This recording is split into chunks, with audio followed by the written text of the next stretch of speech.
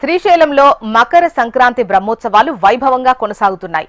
బ్రహ్మోత్సవాల్లో బ్రహ్మరాంబ సమేతుడైన మల్లికార్జున స్వామి కైలాస వాహనధీశులై భక్తులకు దర్శనమిచ్చారు. ఆ తర్వాత అర్చకులు విద్యుత్ దీప కాంతుల మధ్య కన్నుల పండువగా ప్రధాన ఆలయ రాజగోపురం గుండా స్వామి అమ్మవార్లను ఊరేగింపుగా మేళ తాళాలతో అంగరంగ వైభవంగా గ్రామోత్సవం నిర్వహించారు.